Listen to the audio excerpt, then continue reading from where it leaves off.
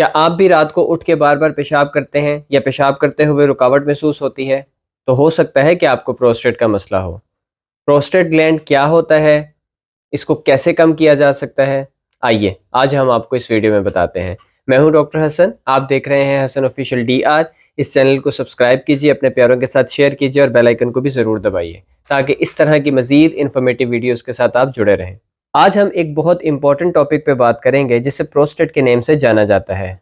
ये मर्दों से रिलेटेड एक हार्मोन होता है, प्रोस्टेट ग्लैंड जिसे कहा जाता है। ये यूरिनरी ब्लैडर के नीचे यूरेथ्रा के रास्ते में अखरोट नुमा शक्ल का एक छोटा सा ग्लैंड होता है जो कि 40 साल की उम्र के बाद बढ़ना शुरू हो जाता है और 80 साल की उम्र तक बढ़ता है।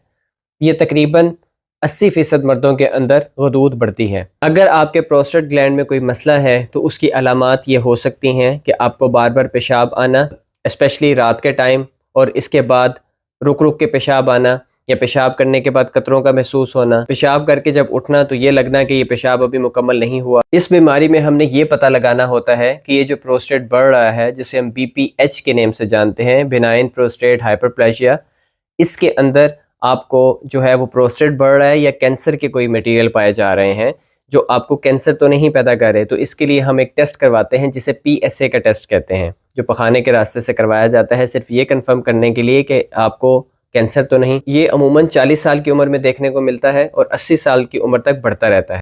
मर्दों का जो हार्मोन होता है जिसे टेस्टोस्टेरोन के नेम से जाना जाता है, ये हार्मोन दाढ़ी, आवाज़, वज़ाकता इससे ताल्लुक़ रखता है।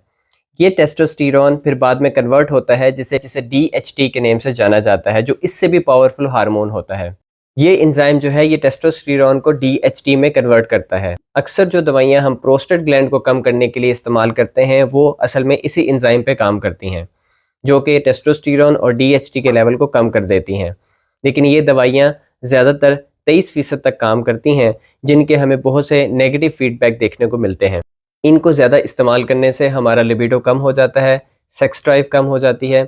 इसके साथ साथ मज़ीद ज़्यादा इस्तेमाल से हमारी जो चेस्ट है वो बाहर की तरफ निकल आती है और इसके साथ साथ जो हमारा अज़ा है वो भी छोटा होना शुरू हो जाता है। और इसके साथ इन दवाइयों को लेने की वजह से हमारे थॉट्स जो है वो नेगेटिव और सुसाइडल हो जाती हैं। अब सवाल ये है कि क्या हम इसको नेचुरली कम कर सकते हैं? जी हाँ, बिल्कुल हम इसको नेचुरली रोक सकते हैं और कम कर सकते हैं। सबसे पहली चीज़ है लाइकोपीन। लाइकोपीन, जितने भी लाल रंग के फ्रूट्स हैं, वेजिटेबल्स हैं, इनके अंदर लाइकोपीन ढेर मिकदार में पाया जाता है, बहुत वाफिर मिकदार में होता है।